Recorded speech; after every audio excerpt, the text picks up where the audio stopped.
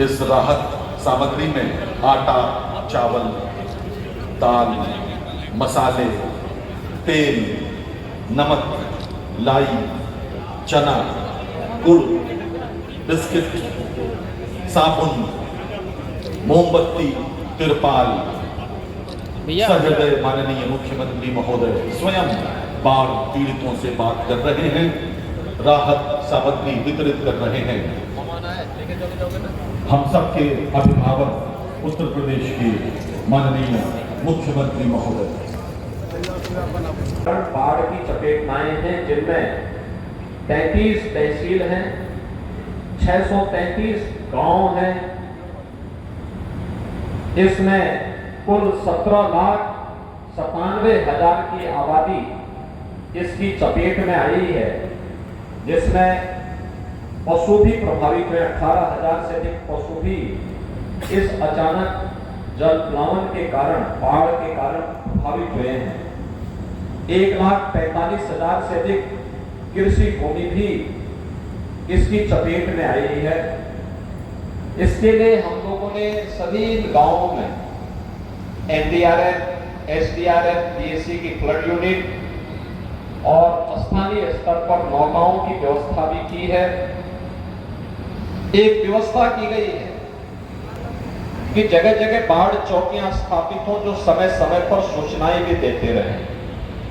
और इसके लिए पूरे प्रदेश भर में अगर हम देखेंगे तो 1033 से अधिक बाढ़ चौकियां स्थापित की गई हैं, जिनके माध्यम से इन सभी 923 बाढ़ चौकियों की स्थापना की गई है। और जहां पे बाढ़ पीड़ितों को रखा जाना है, 1033 ऐसे स्थल हैं जहां पे शरणालय बना करके बाढ़ पीड़ित के घर में पानी भर गया या उस किसी को रेस्क्यू करके लेके आना है तो उनके लिए भी ये व्यवस्था की गई है।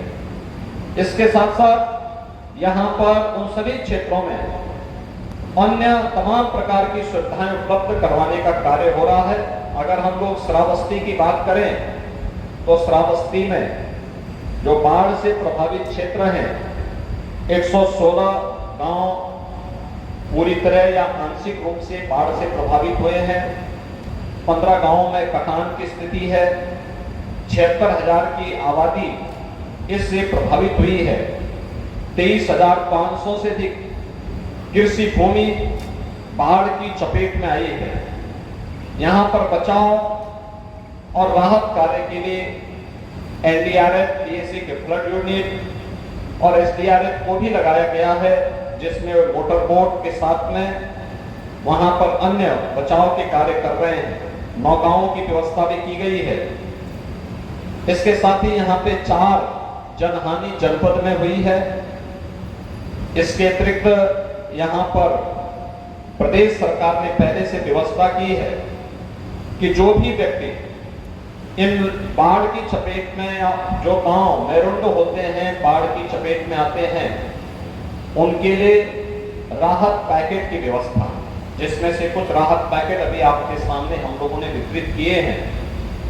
जिसमें पहले पैकेट में 5 किलो लाई है, 2 किलो इसमें भुना चना है, 1 किलो गुड़ है, 10 पैकेट बिस्किट है, 1 माचिस की पैकेट है, 1 पैकेट मोमबत्ती है, नहाने के साबुन है, 20 लीटर का एक पानी के लिए जैरकिन है और तिरपाल भी उन्हें प्रदान किया जा रहा है।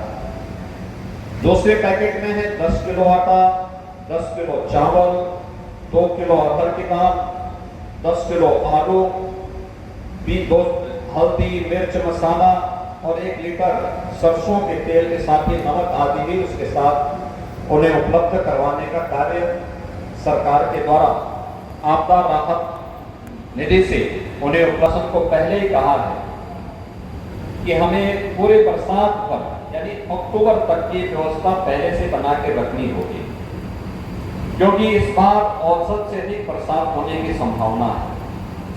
इसके लिए हमारी तैयारी होनी चाहिए, जिससे कोई भी व्यक्ति भूखा न रहने पाए। जहां शरणालय बनाए गए हैं वहां भोजन की व्यवस्था, दोनों समय भोजन मिले, इसकी व्यवस्था हम सुनिश्चित कर लें। जहां पर लोग गांव के अंदर सुरक्षित हैं, लेकिन पानी से घिरा हुआ है, उन्हें हर 15-15 दिन में इतना राहत की सामग्री उपलब्ध करवाते रहें जिससे परिवार भरपेट भोजन पा करके आराम से अपने को वहां पर गांव में सुरक्षित कर ले।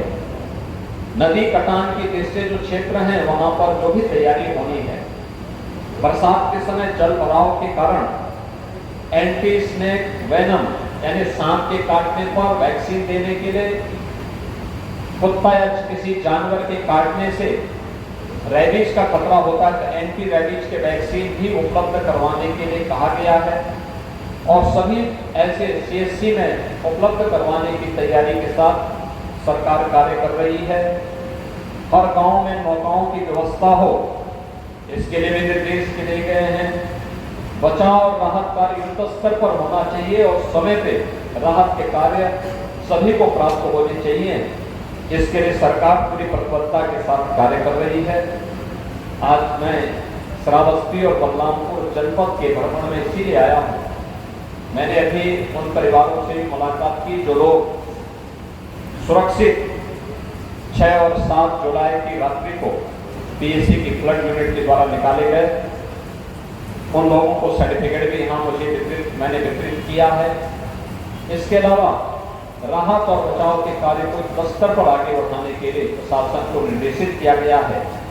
जनप्रतिनिधिगण भी युद्ध स्तर पर बचाव राहत के कार्य से जुटे हुए हैं और मुझे पूरा विश्वास है कि समयबद्ध तरीके से किए गए प्रयासों का परिणाम सामने आएगा और पीड़ित के गांव पर मलहम लगाने में प्रशासन स्थानीय जनप्रतिनिधियों की मदद से सफल होगा। आज के इस अवसर पर एक बार फिर से सभी पीड़ितों के प्रति मेरी संवेदना है और मैं उन्हें इस बात के लिए आश्वस्त करता हूं कि सरकार हर संकट में उनके साथ खड़ी होकर के उन्हें हर संभव मदद देगी। हम सब मां पाटेश्वरी से ही प्रार्थना करते हैं कि वे इस क्षेत्र में इस प्रकार की आपदा से अस्थायी राहत देकर के यहाँ के लोगों को संबल प्रदान करें। आप सबके प्रति मेरी शुभकामनाएं हैं। धन्यवाद। जय हिंद। अगर आप ये वीडियो YouTube पर देख रहे हैं तो हमारे चैनल को सब्सक्राइब करें और बेल आइकन को दबाना ना भूलें। अगर आप Facebook पर ये वीडियो देख रहे हैं तो हमारे पेज को लाइक करें।